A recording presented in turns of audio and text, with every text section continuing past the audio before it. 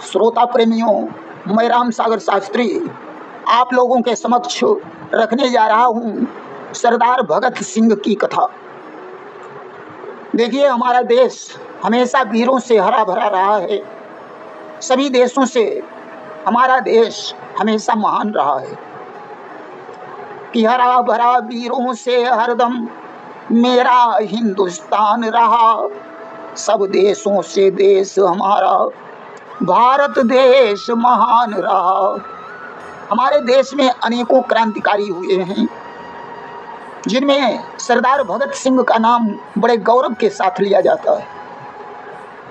पंजाब प्रदेश के लायलपुर जिले में एक छोटा सा गांव था बंगा। उस बंगा ग्राम में सरदार किशन जी रहते थे, जिनकी पत्नी का नाम विद्यावती था।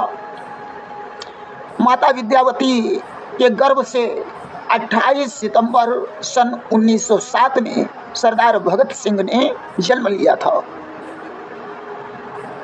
कि माता थी विद्यावती, किशन सिंह पितु नाम, लायलपुर पंजाब था इनका पता मुकाम। भगत सिंह के दादा का नाम अर्जुन सिंह तथा इनके चाचा का नाम अजीत सिंह और स्वर्ण सिंह था। जिस समय भगत सिंह अपनी माता के गर्भ में थे, उसी समय किशन सिंह, अजीत सिंह और स्वर्ण सिंह ने देशभक्त होने के कारण औपनिवेशीकरण विधेयक के खिलाफ प्रदर्शन किया, जिससे उन्हें जेल जाना पड़ा।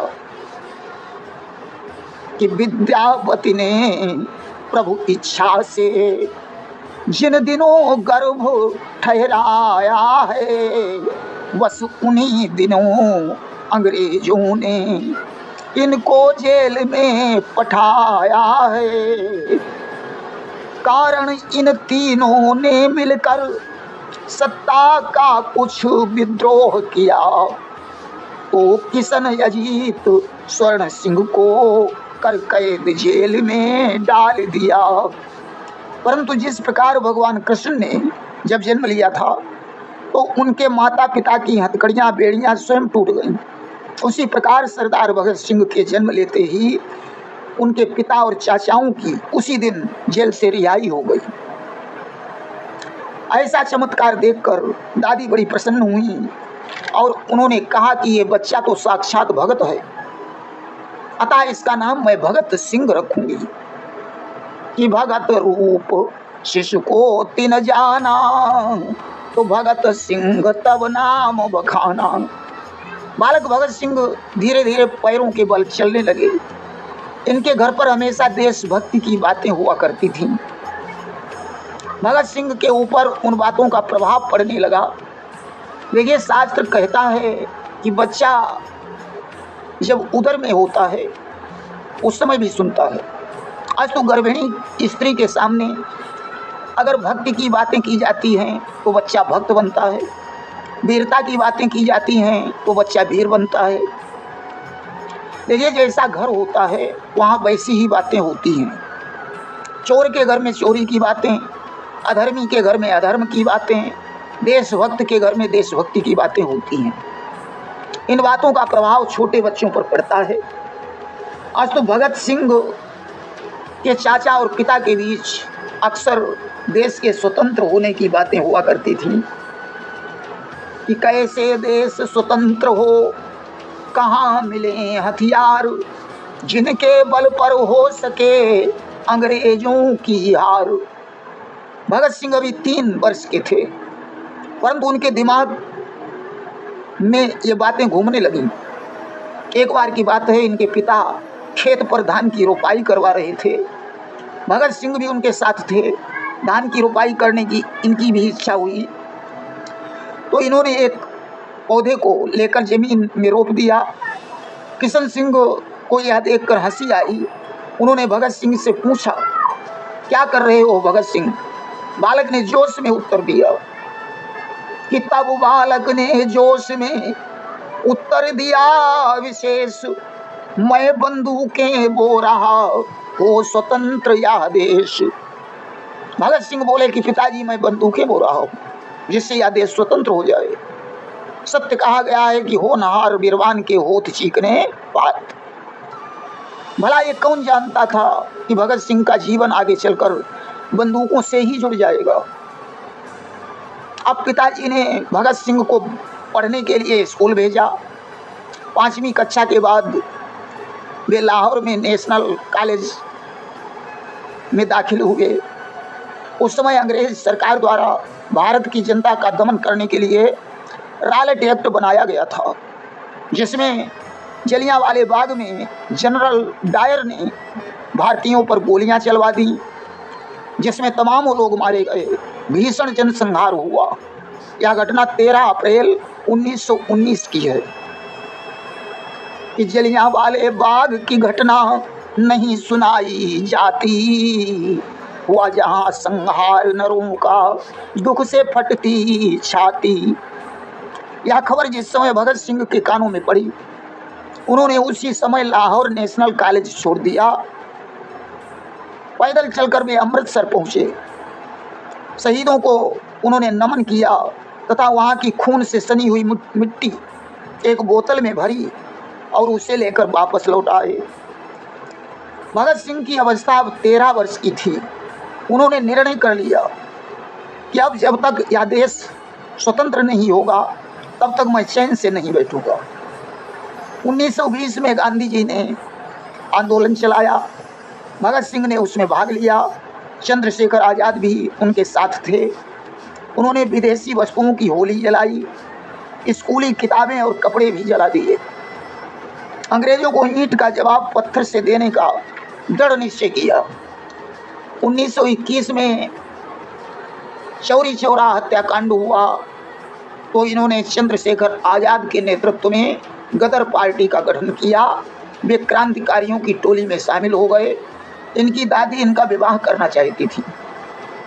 1923 में पिताजी ने बार बार भगत सिंह से विवाह करने का आग्रह किया, परंतु भगत सिंह लाहौर छोड़कर कानपुर भाग गए।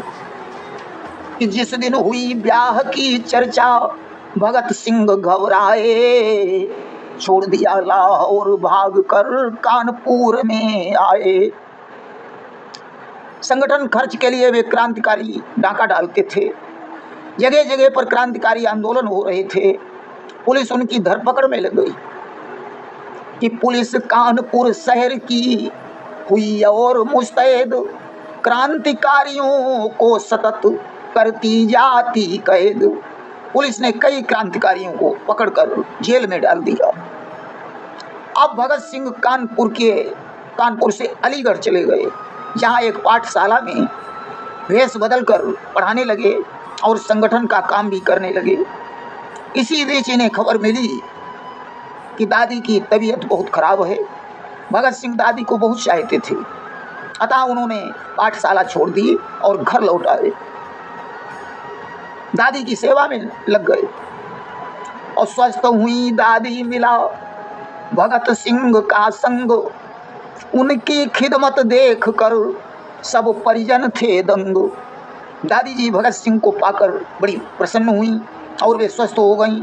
इसी बीच अकालियों का एक जत्था जैतों जा रहा था। सरकार ने ऐसा ऐलान कर रखा था कि इन अकालियों की मदद कोई नहीं करेगा। यदि भूल कर भी किसी ने इनकी मदद की तो उसे जेल में डाल दिया जाएगा। परंतु धन्य है भगत सिंह को, जिन्होंने जेल में जाने की कोई परवाह नहीं की, जाकर अकालियों का स्वागत किया और उनकी यथोचित मदद की। इस बात पर मजिस्ट्रेट नाराज हो गया। उसने भगत सिंह की गिरफ्तारी का वारंट निकाल दिया। परंतु भगत सिंह दिल्ली चले गए।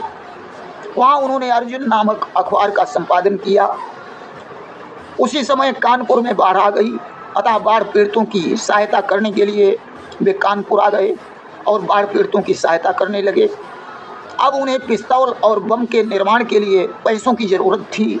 इसलिए 9 अगस्त 1925 को इन्होंने शाहजहांपुर से लखनऊ जा रही ट्रेन से काकोरी नामक स्टेशन पर सरकारी खजाना लूटा। इस घटना में भगत सिंह, राम प्रसाद बिस्मिल, चंद्रशेखर आज़ाद, अशफाक उल्ला खां, रोशन सिंह तथा राजेंद्र नाथ आदि बहुत से लोग शामिल थे। क्रांतिकारियों की धरपकड़ तेज हो गई। इसमें 16 लोग गिरफ्तार हो गए।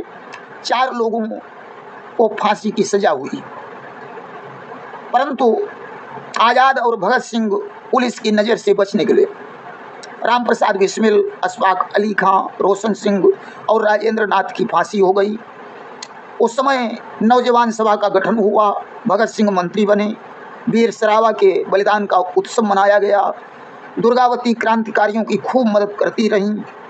एक दिन की बात है, रातों रात अमृतसर से लाहौर जाते समय सरदार भगत सिंह को पुलिस ने गिरफ्तार कर लिया।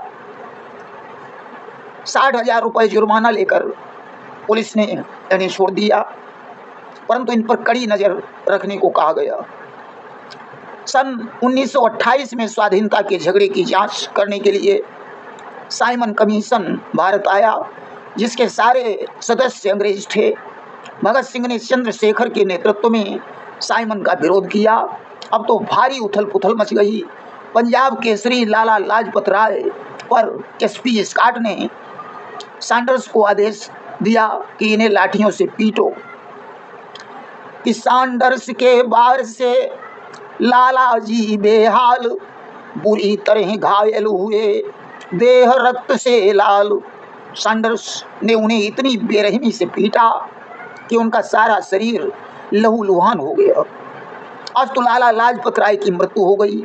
इस घटना से भगत सिंह का आक्रोश बढ़ गया और उन्होंने चंद्रशेखर आजाद, राजगुरु, शिवराम आदि को लेकर स्कॉट को दफ्तर में जान से मारने की योजना बनाई, परंतु पहचान गलत हो जाने के कारण स्कॉट की जगह पर सैंडर्स मारा गया, क्योंकि अपराधी से अपराध कराने वाला बड़ा होता है।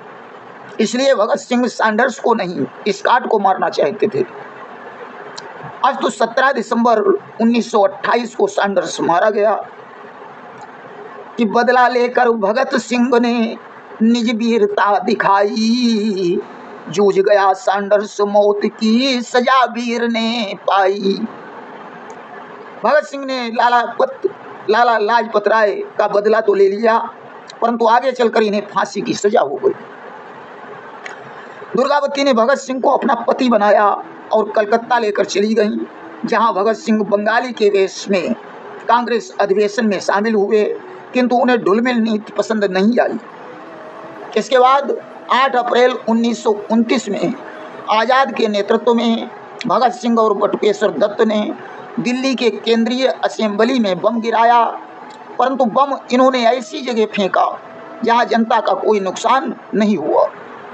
भगत सिंह तो बम विस्फोट के बहाने से गुमराहों के कान खोलना चाहते थे। बटुकेश्वर दत्त ने सरकार विरोधी पर्चे फेंके, दोनों लोग भागे नहीं, इंकलाब जिंदाबाद के नारे लगाते रहे।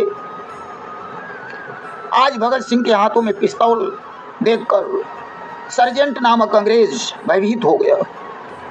कि सार्जेंट टेरी डरे और जमानत साथ, खेल रही पिस्तौल थी भगत सिंह के हाथ।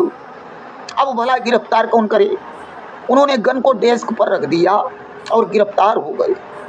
कि गन रख दी तब डेस्क पर, देख उन्हें भयभीत, गिरफ्तार वे हो गए करके काम पुनीत। भगत सिंह ये चाहते जाने सकल जहान, फेंका था बम किंतु क्यों ली न किसी की जान। भगत सिंह ये साबित करना चाहते थे कि ये बात सभी लोगों को विदित हो जाए कि मैंने बम किसी की जान लेने के लिए नहीं फेंका था। लेकिन चंद्रशेखर आजाद नहीं चाहते थे कि भगत सिंह अपना आत्मसमर्पण करें। अब जेल में क्रांतिकारियों के साथ अमानवीय व्यवहार होते देखकर भगत सिंह ने आमरण अनशन करना शुरू कर दिया। अब तो वे मरणासन्न हो गए। उन्हें स्ट्रेचर से पेशी पर ले जाया गया। वहाँ उन्होंने न तो माफ़ी मांगी न कोई पैरवी करवाई। सुखदेव, राजगुरु और भगत सिंह को फांसी की सजा सुनाई गई। बटुकेश्वर दत्त का आजीवन कारावास हो गया। 24 मार्च 1931 को तीनों की एक साथ फांसी होने वाली थी, परंतु जनता के भय के कारण 23 मार्च 1931 की रात्रि में ही फांसी देने का निर्णय हुआ। उन्होंने भारत माता की जय, इंकलाब जिंदाबाद के नारे लगाए और हंसते हंसते फांसी के फंदे को अपने गले में डाल लिया तथा इस संसार से विदा हो गए। भगत सिंह की उस समय अवस्था मात्र 23 वर्ष की थी। भगत सिंह को फांसी की सजा जेसी हिल्टन ने सुनाई थी। अस्तु भगत सिंह की स्मृति में आज भी 23 मार्च शहीद दिवस के रूप में मनाया जाता है कि शहीदों की मजारों पर लगेंगे हर वर्ष मेले, वतन पर मरने वालों का यही बाकी निशान होगा। प्रेम से बोलिए स्वतंत्रता सेनानी सरदार भगत सिंह की जय।